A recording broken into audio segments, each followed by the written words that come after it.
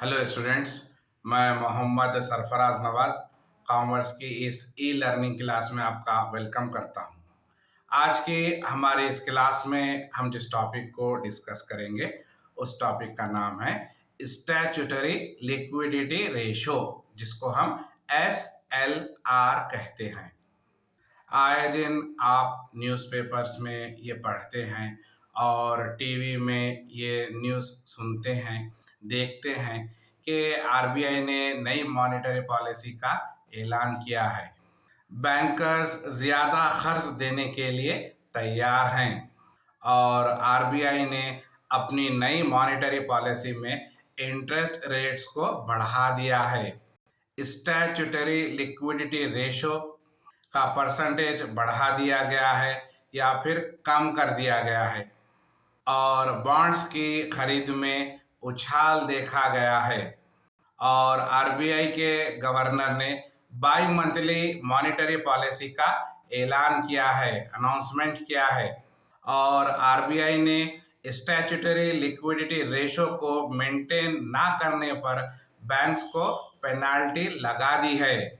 तो ऐसे ही कई सारे क्वेश्चंस और इससे जुड़े क्वेश्चंस आरबीआई अपनी नई मॉनेटरी पॉलिसी में हमेशा लाते रहता है और यहाँ पर आरबीआई और मॉनेटरी पॉलिसी और स्टैट्यूटरी लिक्विडिटी रेशो इंटरलिंक्ड हैं, आपस में एक दूसरे से कनेक्टेड हैं। तो आज के इस क्लास में हम समझेंगे कि स्टैट्यूटरी लिक्विडिटी रेशो क्या होता है और इसका कितना इम्पोर्टेंस है। और आरबीआई ने जो नई मॉनेटरी पॉलिसी वो मंथली या फिर बाई मंथली बनाता है, तो उसमें स्टैट्यूटरी लिक्विडिटी रेशो का क्या रोल रहेगा, वो क्यों बढ़ाया जाता है और क्यों कम किया जाता है, और एक कंट्री में होने वाले इन्फ्लेशन से स्टैट्यूटरी लिक्विडिटी रेशो का क्या कनेक्शन है, और इकोनॉमी की ग्रोथ में स्टैट्यूटरी लिक्विडिटी रेशो का क्या रोल है। तो इन सारे बातों को आज की इस क्लास में डिटेल से डिस्कस किया जाएगा। तो तैयार हैं आप लोग आज की इस हमारी क्लास को सुनने के लिए, समझने के लिए? तो चलिए स्टार्ट करते हैं आज की हमारी क्लास स्टैट्यूटरी लिक्विडिटी रेशो, जिसको हम SLR कहेंगे। SLR के जनरल मीनिंग क्या होते हैं, पहले हम उसको डिस्कस कर लेते हैं। स्टैट्यूटरी का मतलब होता है रूल या फिर लॉ, यानी कि कानून, जिसको फॉर्मली फ्रेम किया गया है और उसको हर हाल में ओबे करना पड़ेगा। और SLR में L का मतलब होता है लिक्विडिटी। क्या होता है? लिक्विडिटी, जिसका मतलब होता है कि एसेट्स को इजीली कैश में कन्वर्ट कर देना। तो ऐसे एसेट्स जो इजीली कैश में कन्वर्ट हो जाएं, तो उनको हम क्या कहेंगे? उनको हम लिक्विड एसेट्स कहेंगे। तो यहाँ पर लिक्विडिटी कहेंगे। और सबसे लास्ट में है आर। आर का मतलब क्या होता है? यहाँ पर आर का मतलब होता है रेशो, हिस्सा, यानी कि एक परसेंटेज। ये तो स्टैट्यूटरी लिक्विडिटी रेशो के जनरल मीनिंग हो गए, जिसको हमने अलग अलग से एक्सप्लेन किया है। मगर बैंकिंग सेक्टर में आरबीआई ने स्टैट्यूटरी लिक्विडिटी रेशो का क्या मतलब रखा है, उसको हम आगे जानेंगे। आरबीआई जब कभी भी मॉनेटरी पॉलिसी बनाता है तो उसमें वो कैश रिजर्व रेशो CRR और स्टैट्यूटरी लिक्विडिटी रेशो को लेकर मॉनेटरी पॉलिसी बनाता है। कैश रिजर्व रेशो क्या होता है उसके लिए हमने एक अलग से वीडियो बनाई है। तो आज की इस क्लास में हम सिर्फ स्टैट्यूटरी लिक्विडिटी रेशो के बारे में ही बात करेंगे और समझेंगे। तो स्टैट्यूटरी लिक्विडिटी रेशो क्या है? ये मॉनेटरी पॉलिसी का एक इम्पॉर्टेंट टूल है, एक इंस्ट्रूमेंट है। SLR आरबीआई से जुड़ा हुआ है, कनेक्ट है। SLR के बगैर मॉनेटरी पॉलिसी नहीं बन सकती। स्टैट्यूटरी लिक्विडिटी रेशो एक गवर्नमेंट टर्म है जिसको आरबीआई मॉनेटरी पॉलिसी बनाते वक्त यूज़ करता है। अब ये आरबीआई क्या है, मॉनेटरी पॉलिसी क्या है, कैश रिजर्व रेशो क्या है और स्टैट्यूटरी लिक्विडिटी रेशो क्या होता है, तो इन सब के लिए हमने क्या किया है, हर एक टॉपिक के लिए सेपरेट वीडियो बनाई गई है ताकि आप कंफ्यूज ना हो। तो आज की इस क्लास में हम सिर्फ स्टैट्यूटरी लिक्विडिटी रेशो के बारे में ही बात करेंगे। इंडिया में जितने भी कमर्शियल बैंक्स होते हैं उनका मेन फंक्शन क्या होता है, उनका मेन काम क्या होता है? उनका मेन काम लोगों के पास से डिपॉजिट्स को जमा करना होता है, जिसको हम एक्सेप्टेंस ऑफ पब्लिक डिपॉजिट्स कहेंगे। और बैंक्स का दूसरा काम क्या होता है कि वो लोगों को कर्ज दे, लोन दे, जिसको हम लेंडिंग मनी कहेंगे। तो बैंक यहाँ पर कितने काम कर रहा है? बैंक यहाँ पर दो काम कर रहा है। एक क्या कर रहा है, लोगों के पास से डिपॉजिट को जमा कर रहा है, और वो बाद में क्या कर रहा है, दूसरा काम कि वो लोगों को लोन दे रहा है, कर्ज दे रहा है। अब यहाँ पर पब्लिक के पास से, जो जनरल पब्लिक होगी, और बिजनेस के पास से डिपॉजिट्स को एक्सेप्ट किया जाएगा, और बाद में फिर जनरल पब्लिक को या फिर बिजनेस को लोन, अगर उनको ज़रूरत है तो उनको लोन दिया जाएगा। तो यहाँ पर बैंक्स जमा भी कर रहे हैं और लोन भी दे रहे हैं। अब यहाँ पर ये सवाल पैदा होता है कि बैंक के पास जितना भी डिपॉजिट जमा है कैश की सूरत में, क्या वो सारे के सारे पैसे बैंक लोन दे सकता है? नहीं, बैंक सारे के सारे पैसे लोन नहीं दे सकता। और इंडिया में जितने भी कमर्शियल बैंक्स हैं वो सारे के सारे आरबीआई के कंट्रोल में रहते हैं और आरबीआई के बनाए हुए गाइडलाइंस पर चलते हैं। और ये आरबीआई ही होता है जो सारे बैंकिंग सिस्टम को सिस्टमैटिकली तौर पर चलाता है, हैंडल करता है, कंट्रोल करता है। तो उसके लिए क्या करेगा आरबीआई? उसके लिए आरबीआई एक मॉनेटरी पॉलिसी बनाता है जिसमें एसएलआर रहेगा, स्टैट्यूटरी लिक्विडिटी रेशो रहेगा। बैंक्स किसी को भी लोन देने से पहले कुछ रिजर्व्स कैश की सूरत में या फिर गोल्ड की सूरत में या फिर गवर्नमेंट सिक्योरिटीज की सूरत में रिजर्व के तौर पर अपने ही बैंक में रखना होता है। और ये जितना भी रिजर्व होगा वो बैंक अपने पास ही रखेगा, आरबीआई के पास नहीं रखेगा। ये बात याद रखने की है। एसएलआर का जो रिजर्व है वो रिजर्व किसके पास रहेगा? वो रिजर्व बैंक्स अपने पास ही रखेंगे, आरबीआई के पास नहीं रखेंगे। हर बैंक को एसएलआर मेंटेन करना होता है, कंपलसरी होता है, वरना नहीं किया गया, एसएलआर को अगर मेंटेन नहीं किया गया तो बैंक पर आरबीआई पेनल्टी लगा देगा। तो इस तरह हर बैंक को एसएलआर मेंटेन करना ज़रूरी होता है।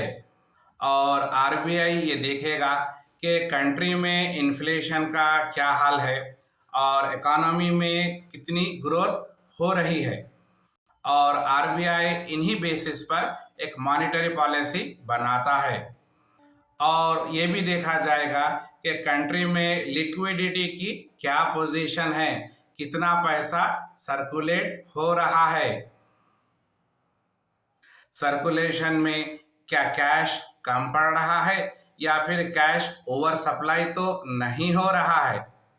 महंगाई को कंट्रोल भी करना है और ग्रोथ को बढ़ाना भी है। तो आरबीआई इन सारे कामों के लिए एक मॉनेटरी पॉलिसी बनाता है जिसमें एसएलआर भी रहेगा, स्टैट्यूटरी लिक्विडिटी रेशो भी कंपलसरी रहेगा। एक्चुअली ये स्टैट्यूटरी लिक्विडिटी रेशो क्या है, इसको हम बहुत ही इजी वे में समझेंगे। एसएलआर को आरबीआई सेट करता है और ये परसेंटेज में होता है। एट प्रेजेंट इंडिया में जो हाल ही में मॉनेटरी पॉलिसी बनाई गई है, प्रिपेयर की गई है, तो आरबीआई ने एसएलआर का परसेंटेज 18 to 90% के बीच में रखा है और एसएलआर का मैक्सिमम परसेंटेज 40% से ज़्यादा नहीं हो सकता। तो एसएलआर का मैक्सिमम परसेंटेज कितना हो सकता है? 40% मैक्सिमम रहेगा। बट आज की डेट में एसएलआर का परसेंटेज 18 टू 90% के बीच में है। अकॉर्डिंग टू कंट्री की सिचुएशन के हिसाब से, इन्फ्लेशन के हिसाब से, ग्रोथ के हिसाब से एसएलआर इंक्रीज भी हो सकता है और डिक्रीज भी हो सकता है। और एसएलआर का डायरेक्ट कनेक्शन किससे है? यहाँ पर एसएलआर का डायरेक्ट कनेक्शन यहाँ पर बैंक में रखे हुए डिपॉजिट से है। एक बैंक में टोटल डिपॉजिट्स होते हैं जिसमें नेट डिमांड और टाइम लायबिलिटीज होती हैं। नेट डिमांड टाइम लायबिलिटीज को हम एनडीटीएल कहेंगे। एनडीटीएल बैंक के टोटल डिपॉजिट्स होते हैं। सारे डिपॉजिट्स को जब मिला दिया जाता है तो वो एनडीटीएल बन जाते हैं। नेट डिमांड में सेविंग्स अकाउंट आते हैं और करंट अकाउंट्स आते हैं जिसमें बैंक अकाउंट होल्डर्स जब चाहें अपने पैसे विड्रॉ कर सकते हैं। ऑन डिमांड वो कभी भी अपने पैसे बैंक से विड्रॉ कर सकते हैं। इसको हम नेट डिमांड कहेंगे। और टाइम लायबिलिटीज में एक पर्टिकुलर टाइम होने के बाद ही बैंक अकाउंट होल्डर्स अपने डिपॉजिट्स को विड्रॉ कर सकते हैं। इसका बेस्ट एग्जांपल है फिक्स्ड डिपॉजिट्स। एफडी में मैच्योरिटी डेट के बाद ही आप पैसे विड्रॉ कर सकते हैं। तो यहाँ पर एक पर्टिकुलर टाइम के बाद ही आप पैसे विड्रॉ कर सकेंगे, तो इसको हम टाइम लायबिलिटीज कहेंगे। तो स्टैट्यूटरी लिक्विडिटी रेशो क्या होता है? स्टैट्यूटरी लिक्विडिटी रेशो यहाँ पर एनडीटीएल का मतलब नेट डिमांड और टाइम लायबिलिटीज। तो एसएलआर एनडीटीएल का एक मिनिमम पोर्शन होता है, 1%। तो एसएलआर क्या हुआ यहाँ पर? एसएलआर एनडीटीएल का एक मिनिमम पोर्शन हुआ, 1% हुआ, छोटा सा परसेंटेज हुआ। बैंक्स को अपने पास कुछ रिजर्व्स रखने पड़ते हैं। उन रिजर्व्स को वो यूज नहीं कर सकता और उस रिजर्व को एक रेशो में मेंटेन किया जाता है। एक परसेंटेज में उसको अलग से बैंक्स अपने पास ही रखेगा। बैंक्स के जितने टोटल एसेट्स होते हैं उनमें और बैंक के कैश इन हैंड में एक रेशो को मेंटेन करना होता है। और इंडिया में जितने भी शेड्यूल्ड कमर्शियल बैंक्स हैं उन सबको ये रेशो मेंटेन करना पड़ेगा। और ये जो अलग से डिपॉजिट्स निकाल कर रखे गए हैं रिजर्व की सूरत में, इनको बैंक में ही रखना पड़ेगा। अपने डिपॉजिट्स बैंक अपने पास ही रिजर्व के तौर पर अपनी ही बैंक में रखेगा, सेपरेट रखेगा, यूज नहीं करेगा। एसएलआर कभी भी आरबीआई के पास नहीं रखा जाएगा। कहाँ रखा जाएगा? वो सिर्फ और सिर्फ अपनी ही बैंक में रहेंगे। और एसएलआर का जो डिपॉजिट्स है, रिजर्व है, वो किस हाल में रखा जाएगा, उसको किस पोजीशन में रखा जाएगा? एसएलआर को बैंक्स में हमेशा लिक्विड एसेट के रूप में रखा जाता है। कौन से रूप में रखा जाता है? लिक्विड एसेट्स के रूप में रखा जाता है। अब ये लिक्विड एसेट क्या है? तो ये ऐसे एसेट्स होते हैं जो इजीली कैश में कन्वर्ट हो जाते हैं, तो उनको हम लिक्विडिटी एसेट्स कहेंगे। एसएलआर के रिजर्व को हमेशा बैंक में या फिर कैश की हालत में रखेंगे या फिर गोल्ड की हालत में रखेंगे या फिर गवर्नमेंट सिक्योरिटीज की हालत में रखेंगे। ये सारे के सारे लिक्विड एसेट्स हैं। कैश तो कैश ही है, लिक्विड एसेट है। गोल्ड भी लिक्विड एसेट है। अगर गोल्ड आपके पास है, उसको हम सेल कर देते हैं तो इमीडिएटली हमको कैश अवेलेबल हो जाता है। और गवर्नमेंट सिक्योरिटीज एक पेपर है जो गवर्नमेंट ने इशू किया है, जिसको सेल करके गवर्नमेंट फंड्स रेज कर सकती है। और एसएलआर गवर्नमेंट सिक्योरिटीज के लिए कैपिटल मार्केट का भी काम करता है। और जब उस गवर्नमेंट सिक्योरिटीज़ को डेट होने के बाद, उनका time period particular time complete होने के बाद जब गवर्नमेंट को वो वापस दे दिया जाता है, रिटर्न कर दिया जाता है, तो वो इजीली कैश में कन्वर्ट हो जाते हैं। तो क्लियर हुआ लिक्विड एसेट्स क्या होते हैं। और मार्केट में जो करंट गोल्ड की वैल्यू होती है, उसके हिसाब से गवर्नमेंट ऑफ इंडिया के ट्रेजरी बिल्स या फिर स्टेट डेवलपमेंट लोन्स या फिर ऐसा कोई भी इंस्ट्रूमेंट जो आरबीआई नोटिफाइड करता है, उसमें रिजर्व के तौर पर जो चीज रखी जाती है उसी को हम SLR स्टैट्यूटरी लिक्विडिटी रेशो कहेंगे। तो समझ में आ रहा है स्टैट्यूटरी लिक्विडिटी रेशो क्या होता है। असल में SLR एक इनकम है। क्या है? एक इनकम है। किसके लिए इनकम है? SLR बैंकों के लिए इनकम है। कैसे इनकम होती है? SLR को इंटरेस्ट आरबीआई देगा। कौन देगा? आरबीआई देगा। जो रिजर्व्स अलग से निकाल कर रखे गए हैं उसके ऊपर इंटरेस्ट आरबीआई देगा। किसको देगा? बैंकों को देगा। तो चलिए इसको एक एग्जाम्पल से अच्छी तरीके से समझ लेंगे। फर्ज कीजिए कि एक बैंक के टोटल डिपॉजिट्स 100 करोड़ हैं। कितने हैं? 100 करोड़ हैं। तो अब इन 100 करोड़ में से 4%, 4% यानी कि 4 करोड़ रुपए आरबीआई कैश रिजर्व रेशो के तहत अपने पास रख लेगा। अब 100 करोड़ में से 4 करोड़ रुपए कैश रिजर्व रेशो के तहत आरबीआई के पास चले गए। अब कितना बैलेंस बचा? अब 96 करोड़ बैंक के पास बैलेंस बच गया। टोटल डिपॉजिट्स बैंक के पास एट प्रेजेंट कितने हैं? 96 करोड़ हैं। और फर्ज कीजिए कि आरबीआई अपनी मॉनेटरी पॉलिसी में कहता है कि एसएलआर हर बैंक का 19% रहेगा। तो अब यहाँ पर क्या होगा? तो अब उस 96 में से 19% को या फिर 19 करोड़ को निकालना होगा, माइनस करना होगा। तो बैंक के पास टोटल डिपॉजिट्स कितने रह गए? 77 करोड़।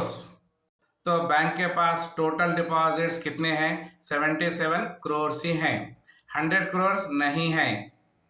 4 करोड़ रुपए कैश रिजर्व रेशो के तहत आरबीआई ने अपने पास रख लिया है और बाकी के 19 करोड़ बैंकों ने अपने ही बैंक में रख लिए हैं।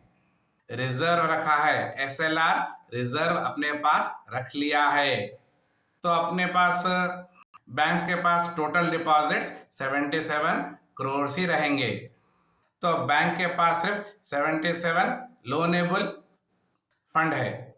तो समझ में आ रहा है किस तरह बैंक के पास टोटल डिपॉजिट्स में से कैश रिजर्व रेशो को निकाल दिया गया और एसएलआर स्टैट्यूटरी लिक्विडिटी रेशो को अलग से बैंकों ने अपने पास ही रख लिया है। और जो बैलेंस, टोटल डिपॉजिट्स का जो बैलेंस है, उसी बैलेंस में से बैंक को लोन देना होगा। और बैंक जब लोन देगा तो बैंक को क्या मिलेगा? ऑब्वियसली इंटरेस्ट मिलेगा। तो बैंक के लिए इनकम हो गई।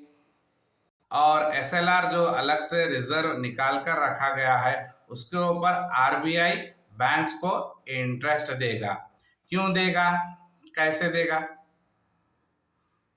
फर्ज कीजिए कि आरबीआई के पास 100 गवर्नमेंट सिक्योरिटीज हैं और गवर्नमेंट उनको सेल करना चाह रही है और वो सेल नहीं हो रहे हैं और गवर्नमेंट को फंड्स की बहुत ज़रूरत है। और यहाँ पर आरबीआई बैंक्स को फोर्स करेगा कि एसएलआर का जो रिजर्व में जो पैसा रखा हुआ है उस पैसे से वो गवर्नमेंट सिक्योरिटीज को परचेज करें। तो इसलिए आरबीआई जब भी नई मॉनेटरी पॉलिसी बनाता है और जो एसएलआर में परसेंटेज होता है वो कभी इंक्रीज होता है तो कभी डिक्रीज होता है और ये सारा सेटलमेंट आरबीआई करता है और एसएलआर पर इंटरेस्ट भी आरबीआई बैंक्स को देगा। तो एसएलआर बैंक्स के लिए डबल इनकम हो गई, डबल इनकम सोर्स हो गई। और स्टैट्यूटरी लिक्विडिटी रेशियो को बढ़ा दिया गया, इंक्रीज किया गया, तो लोन कम मिलेंगे, मनी सप्लाई कम होगी, तो इन्फ्लेशन कंट्रोल में होगा, महंगाई कंट्रोल में होगी। और जब आरबीआई एसएलआर को कम करता है तो लोन ज़्यादा मिलेंगे। बैंक्स के बाद बैंकों के पास पहले से ज़्यादा डिपॉजिट्स होंगे, मनी सप्लाई बढ़ेगी और इकोनॉमी में ग्रोथ होगी। तो समझ में आया स्टैट्यूटरी लिक्विडिटी रेशो क्या होता है। मैं उम्मीद करता हूं कि आपको आज की ये क्लास स्टैट्यूटरी लिक्विडिटी रेशो की समझ में आई होगी। तो हमारी इस क्लास को यहीं पर रोकते हैं और मिलते हैं अपनी नेक्स्ट क्लास में। तब तक के लिए अपना ख्याल रखिए और रोज़ाना अपडेट होते रहिए और हर रोज़ कुछ नया सीखिए। Thank you.